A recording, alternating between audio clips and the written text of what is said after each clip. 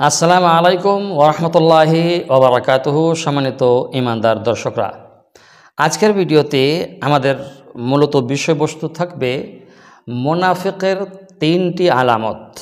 যারা মুনাফিক তাদের তিনটি আলামত।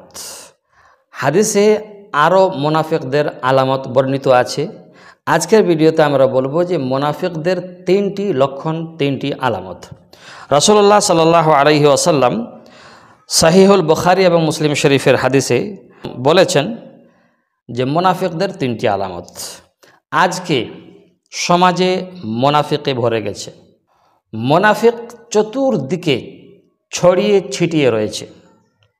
আমার কাছে রয়েছে, আপনার কাছে রয়েছে, আমার সমাজে, আপনার সমাজে চতুর্দিক থেকে মুনাফিকে ভরা এই দুনিয়া। এমনকি বেশিরভাগ মুনাফিক হয় নিজের কাছের লোকেরা। মীর জাফরের মতন একেবারে। মীর জাফর মুনাফিকি করেছিল তার নিজের ফায়দা বুঝে। আজকের মানুষেরা মুনাফিকি করে নিজের ফায়দা বুঝতে পারে না। মুনাফিকি করতে গিয়ে নিজের ফায়দা না করে অন্য লোকের ফায়দা করিয়ে দেয়, অন্য লোকের লাভ করিয়ে দেয়। তো মুনাফিকের আলামত হলো তিনটি। প্রথম নম্বর হলো যখন সে কথা বলবে তখন মিথ্যাই বলবে। জি। দ্বিতীয় নম্বর হলো সে ওয়াদা করবে কিন্তু ওয়াদা ভঙ্গ করে ফেলবে, অর্থাৎ প্রতিশ্রুতি দেবে কিন্তু সেটাকে ভঙ্গ করে দেবে। আর তিন নম্বর লক্ষণ হলো সে আমানত রেখে খেয়ানত করবে।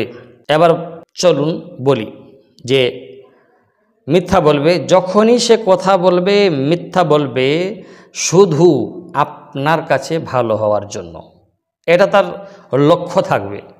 তো মুনাফিকের প্রথম আলামত হলো যখন সে কথা বলবে মিথ্যা বলবে। সে ওয়াদা করবে, ওয়াদা ভঙ্গ করবে, অর্থাৎ এখনই এক কথা একটু পরে আরেক কথা। ওয়াদা করে ভঙ্গ করবে, প্রতিশ্রুতি দিয়ে প্রতিশ্রুতি ভঙ্গ করবে। আর তিন নম্বরে হলো আপনার জেগে আমানত রাখবে, আপনার আমানতের খেয়ানত করবে।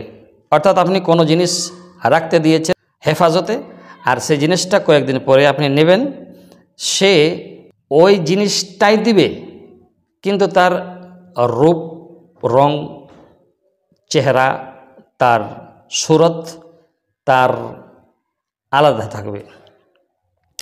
অর্থাৎ মনে করুন যে আপনি একটি 10 টাকার নোট দিয়েছেন, সেই 10 টাকার নোটে অল্প কলম চালানো আছে, কলমের কালি লেগে আছে বা অল্প অল্প দাগ আছে। আপনি বললেন যে আমি পরশু এই 10 টাকার নোটটি নেব, এখন রাখো। তো এটা আপনার কাছে আমানত হয়ে গেল। এবার আপনি দিব্যি তার 10টি টাকা খরচ করেছেন তাকে না জানিয়ে, না অনুমতি নিয়ে। এবার যখন সে খুঁজেছে, যখন সে আপনার কাছে নিতে এসেছে, আপনি তাকে 10টি টাকাই দিয়েছেন, কিন্তু সেদিনকার 10টি টাকা না, যে 10টি টাকা পাওনাদার রাখতে দিয়েছিল, আপনি 10টি টাকা নিজের পকেট থেকে, নিজের টাকা যেটা আপনার কাছে বর্তমান, সেই টাকাটি আপনি দিচ্ছেন। আপনি তাকে ওই টাকাটি দিচ্ছেন না যে টাকাটি সে রাখতে দিয়েছিল। এইটা আমানতের খেয়ানত। অনেকেই মানুষ বলে এটা আমানতের খেয়ানত না, কিন্তু এটাই হলো আসল আমানতের খেয়ানত। জি হ্যাঁ, এখানে একটা বিষয় আছে যে আপনি যদি তার কাছে তার 10 টাকা খরচ করার অনুমতি নিতেন, তাকে জানাতেন, জানিয়ে দিতেন, তাহলে এটিও কিন্তু আমানতের খেয়ানত হতো না, আমানত পূরণ করাই হতো। আমানতের খেয়ানতটা বুঝতে হবে। এই যে কালো জিনিসটা, এই কালো জিনিসটার রূপ, রং, চেহারা, তার দীর্ঘায়ু, যত মোটা, তাজা, পাতলা, সরু, যেই রকম হোক, আপনাকে আমি যেভাবে দেবো, যে অবস্থায় দেবো, আমি যখন খুঁজবো, চাইবো আপনার কাছে, তো আপনাকে সেভাবে, সে অবস্থাতেই সেই জিনিসটাই দিতে হবে। এরই কোম্পানির একটি অন্য জিনিস আমাকে আপনি দিলেন, এটা আমানতের খেয়ানত হয়ে যাবে। অন্য জিনিস এইটাই চাই, এইটাই আমাকে চাই।